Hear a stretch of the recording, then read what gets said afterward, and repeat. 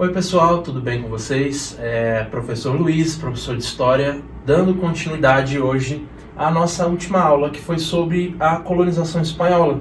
E lembre-se que eu fiz essa aula de maneira que a gente fizesse uma comparação entre a colonização espanhola com a colonização portuguesa, que vocês já conhecem um pouquinho, tá bem? Na última aula nós falamos um pouco sobre a questão da atividade econômica, do interesse na exploração, e hoje a gente vai dar continuidade falando sobre a questão da mão de obra utilizada nessas colônias. Eu falei para vocês que quem vai ter o controle sobre o continente africano vão ser quem? Os portugueses, certo? É por essa razão que os portugueses eles vão ter muito mais facilidade de trazer esses negros africanos para a América Portuguesa, ok? Então quem vai trabalhar na América Portuguesa, quem vai desempenhar todo aquele trabalho ali na cana-de-açúcar que eu havia mencionado para vocês, vai ser uma mão de obra negra, uma mão de obra negra escravizada, tá bem? Ao passo que, no caso da América Espanhola, ao invés de se usar a mão de obra negra, vai se utilizar a mão de obra indígena, ok? Por que isso acontece? Porque, afinal de contas, a Espanha ela não tinha o mesmo acesso ao mercado de escravos que existia na África, tá? Então, para poder, como alternativa a essa mão de obra negra, os espanhóis eles vão acabar utilizando a mão de obra indígena, tá bem? Algumas diferenças são muito importantes nessa questão aí da mão de obra. Na prática, tanto o indígena quanto o negro, ele vai ser escravizado, ok? Agora, na teoria, não vai ser bem assim, porque, não sei se vocês sabem, mas a Igreja Católica, ela proíbe a escravização dos indígenas. Vai haver ali um argumento de que os indígenas eram inocentes, almas puras, e que, portanto, não poderiam ser escravizados e sim catequizados, tá? Agora, é óbvio que na prática a história vai ser outra, tá? A partir do momento que a igreja proíbe essa escravização de indígenas, o que os portugueses fazem? Bom, já que a gente não pode escravizar indígena, então a gente escraviza os africanos, porque a Igreja Católica permitia. Os espanhóis, como eles não têm o acesso ao mercado de escravos na África, o que eles fazem? Bom, já que nós não podemos escravizar os indígenas, o que a gente vai fazer?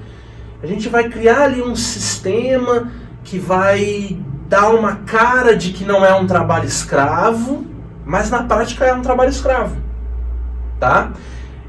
A gente vai ver com detalhes já como é que funciona isso.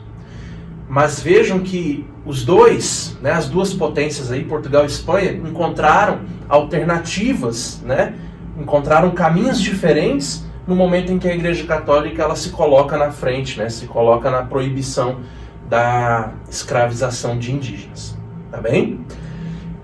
Então, comparando aqui no nosso quadro, a mão de obra na América Portuguesa ela vai ser predominantemente africana, enquanto que na América Espanhola predomina-se a mão de obra indígena.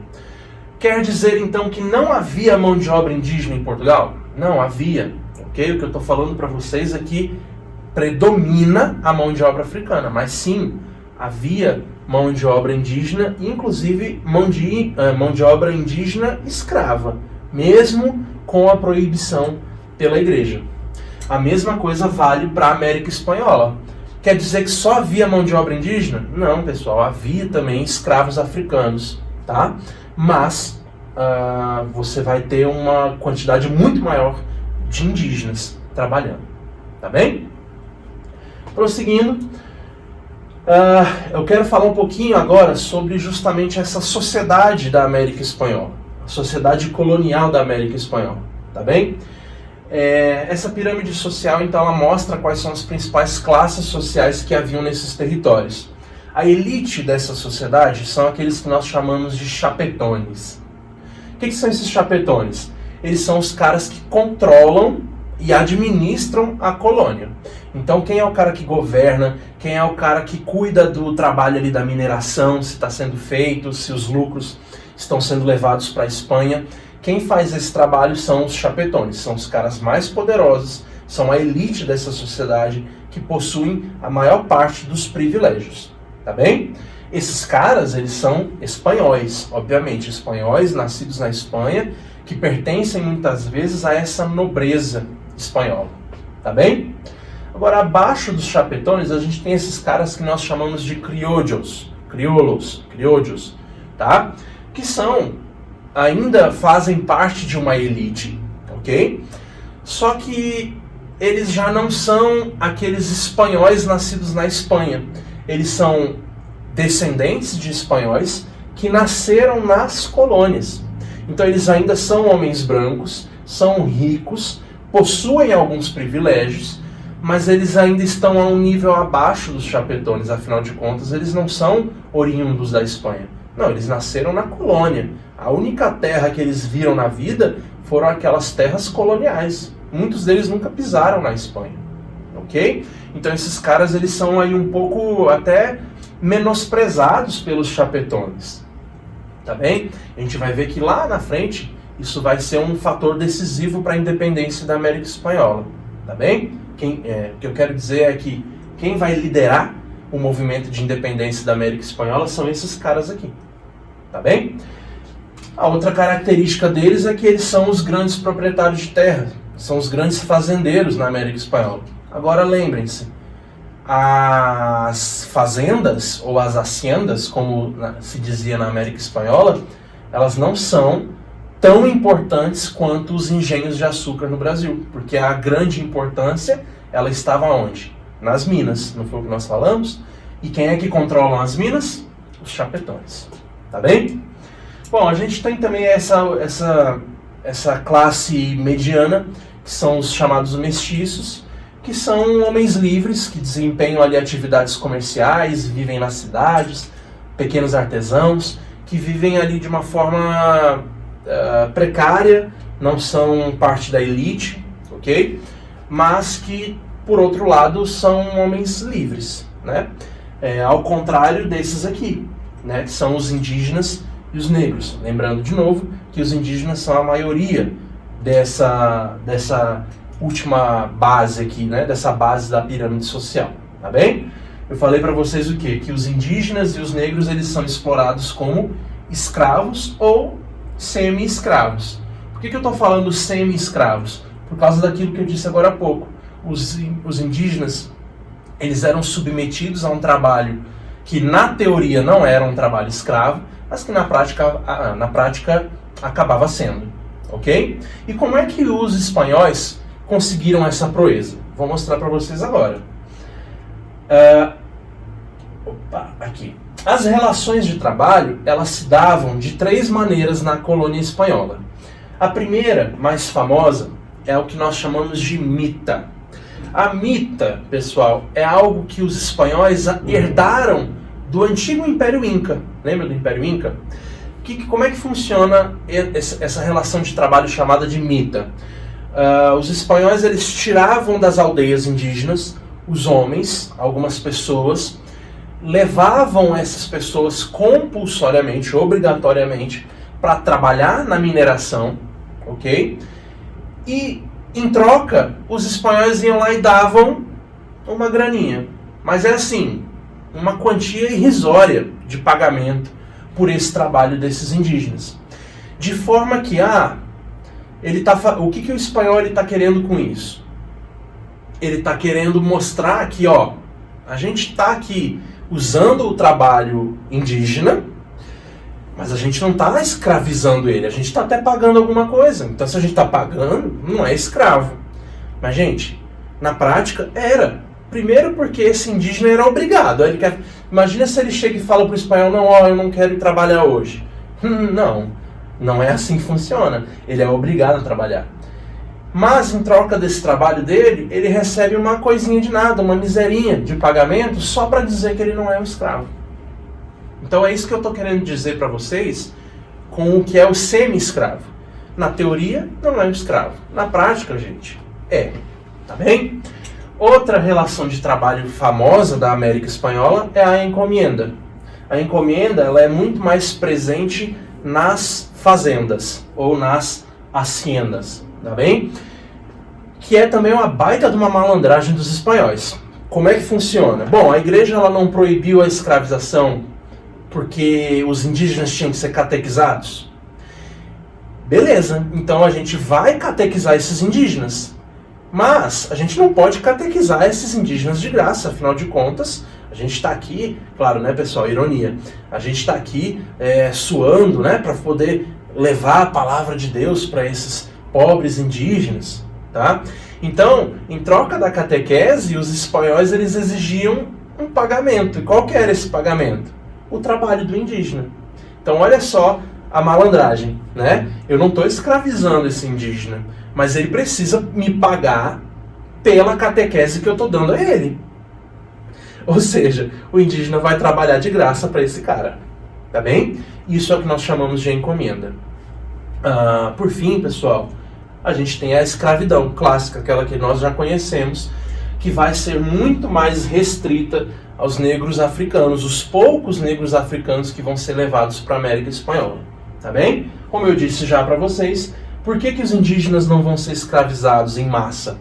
Porque a gente vai ter uma proibição da Igreja Católica, ok? A Igreja Católica não permite a escravização de indígenas, tá bem? Vamos voltar para a nossa comparação? Olha só, esse mapa aqui eu também tenho certeza que muitos de vocês já viram, ok? Que é as famosas capitanias hereditárias. Isso mostra pra gente, pessoal, essas capitanias hereditárias, a gente vai falar um pouco melhor sobre isso lá na frente, mas o que importa para nós aqui agora é entender que as capitanias hereditárias é uma forma descentralizada de governar a colônia. Por quê? O rei de Portugal, o que ele fazia? Ele pegava essas faixas de terra e doava essas faixas de terra para pessoas próximas a ele. Então, ele, em outras palavras, o que ele está fazendo? Ele está transferindo a responsabilidade para esse cara. O rei de Portugal está falando, como nós não temos condições de governar, de controlar isso aqui, então eu passo um pouco dessa terra para outra pessoa e agora é problema dela. Ela que comande. Afinal de contas, vamos lembrar mais uma vez, pessoal, que os portugueses não tinham lá tanto interesse no Brasil nesse momento. Então, eles preferem simplesmente delegar essa responsabilidade para outros, ok? Então, a administração colonial da América Portuguesa, ela é descentralizada. Ao passo que, na administração espanhola, ela vai ser muito mais centralizada, muito mais forte, muito mais concentrada nas mãos da metrópole espanhola, ok?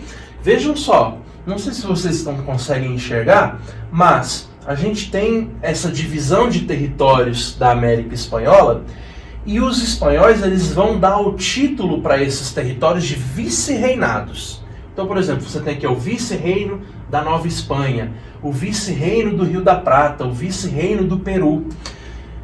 Vejam que quando você chama esse território de vice-reino, você está dando um status muito mais importante para ele do que, por exemplo, uma capitania hereditária.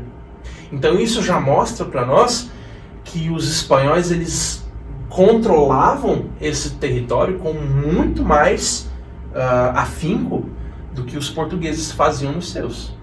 Tá bem? Então aqui a gente tem outra característica importante, que é essa. A administração da colônia feita por Portugal ela é uma administração descentralizada, que se dá por meio das famosas capitanias hereditárias. Enquanto que a administração espanhola ela é muito mais centralizada, está muito mais nas mãos do próprio rei da Espanha. Portanto, é uma administração centralizada que se dá por meio desses chamados vice-reinados. Tá bem? Terminando, pessoal, algumas outras comparações interessantes.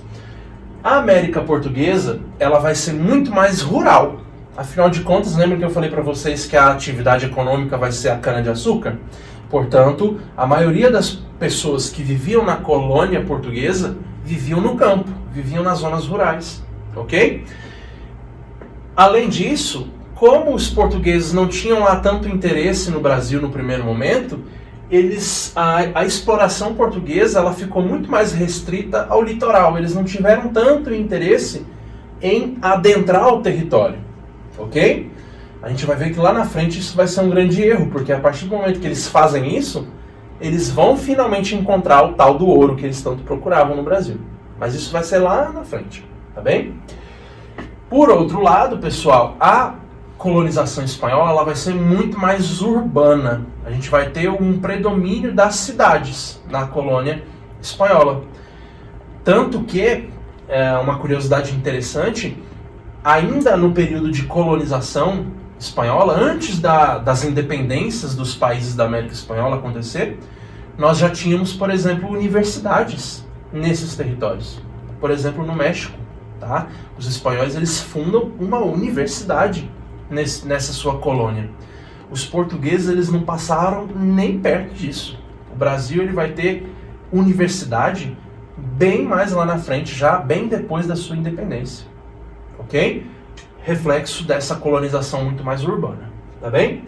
Por outro lado também, os espanhóis, pessoal, eles vão explorar muito mais o interior do território do que os portugueses. Afinal de contas, qual é o raciocínio deles? Bom, já que a gente encontrou metal precioso aqui, se a gente entrar um pouquinho mais, a gente vai achar ainda mais.